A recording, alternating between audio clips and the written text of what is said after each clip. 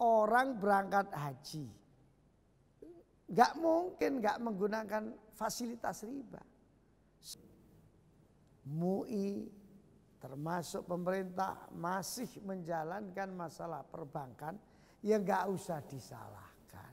Rezeki itu dari Allah. Selama kita niatnya tidak niat mencari dengan jalan yang haram, tapi ternyata hakikatnya masih ada keserempet-keserempet yang haram, ya harus diterima. Sesuatu yang tidak mungkin bisa dihindari.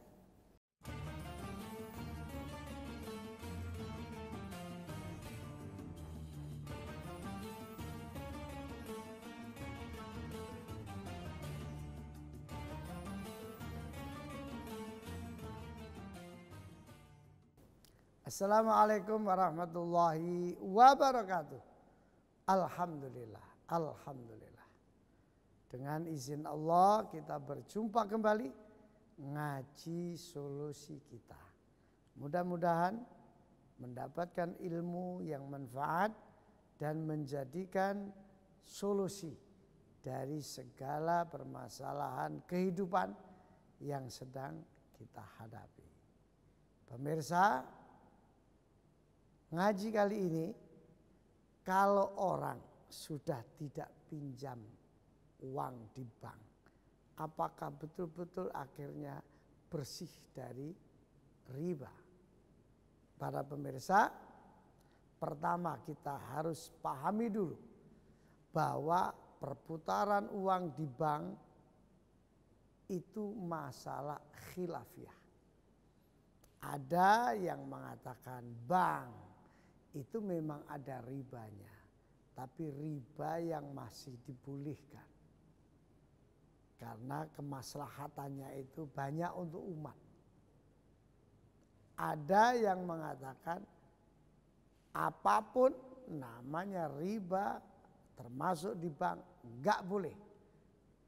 Kita harus betul-betul berhindar dan sejauh-jauhnya dari penggunaan uang di bank.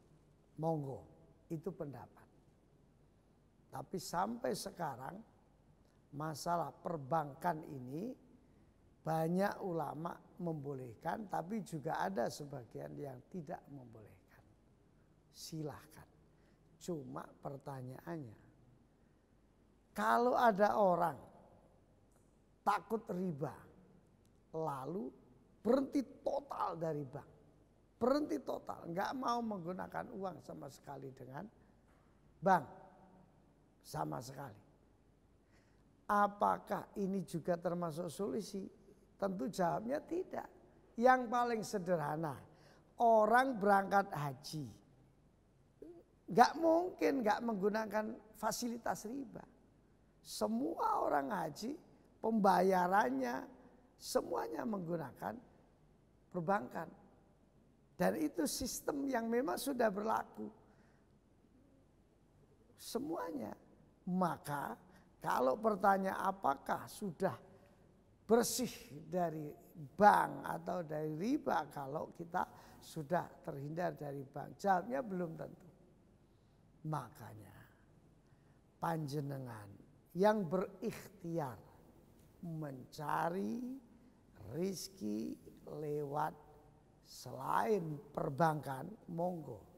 Misalnya dengan jual beli cash, dengan jual beli kontan, bagus-bagus saja, silakan.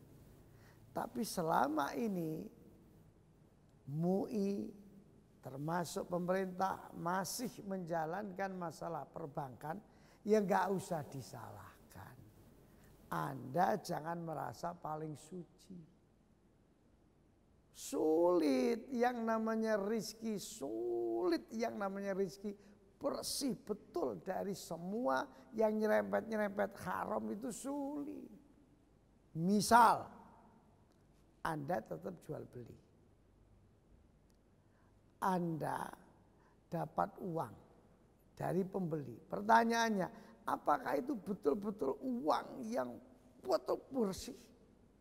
Siapa tahu ternyata itu uang yang digunakan oleh istrinya, tapi dari hasil korupsi suaminya. Lalu buat beli barang sampean. Loh, kan masih kecipratan uang yang haram itu. Atau mohon maaf, ada seorang suami yang pekerjaannya itu jambret, nyolong. Lalu dikasihkan istri, lalu istri beli beras, yang jual beras dapat uang. Uangnya dari mana? Dari hasil ngerampok, dari hasil nyuri. Jadi bersih betul sulit. Maka banyak-banyaklah solusinya ini. Banyak-banyaklah sedekah, zakat untuk mensucikan keuangan kita. Tapi Anda panjenengan jangan sekali-kali mencela mereka yang masih menggunakan fasilitas bank. Sementara Anda sudah tidak menggunakan, bagus, monggo. Cuma perlu diketahui bahwa semua ini sumber rizki itu kan dari Allah. Sumber rizki itu dari Allah. Selama kita niatnya tidak niat mencari dengan jalan yang haram, tapi ternyata hakikatnya masih ada keserempet-keserempet yang haram, ya harus diterima. Sesuatu yang tidak mungkin bisa dihindari. Itu aja, perbanyak sedekah dan jangan lupa zakat.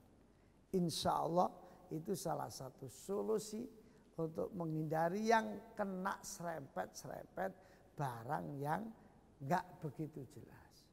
Atau kalau bahasa fikihnya subhat. Antara halal dan haram gak jelas, itu namanya subhat. Nah, para pemirsa, ngaji solusi kita, mari untuk mendapatkan rizki yang barokah, yang benar-benar barokah dari Allah, perbanyaklah sedekah. Dan jangan lupa zakat malnya. Ini salah satu untuk mendapatkan solusi. Soalnya ada orang bertanya kepada saya, Pak Yai, selama ini saya terus terang memang menggunakan jasa bank. Sekarang saya tutup, nggak mau bank sama sekali. Saya bilang baguslah. Iya saya beralih kepada jual beli dan itu bagus. Tapi sampai sekarang Yai, saya belum mendapatkan hasilnya. Nah, ini ujian. Semua orang yang niat mau baik pasti diuji oleh Allah. Ketulusannya, keikhlasannya. Oleh karena itu, apapun ujian yang sedang kita terima, harus tetap istiqomah, niat untuk yang baik. Sementara yang masih menggunakan jasa bank, enggak usah dihina, enggak usah dicela, sebab itu memang sulit dihindari. Begitulah solusi ngaji kali ini. Mudah-mudahan kita mendapatkan ilmu yang manfaat. Jangan lupa selalu share dan subscribe sebanyak-banyaknya untuk umat. Insya Allah manfaat. Wassalamualaikum warahmatullahi wabarakatuh.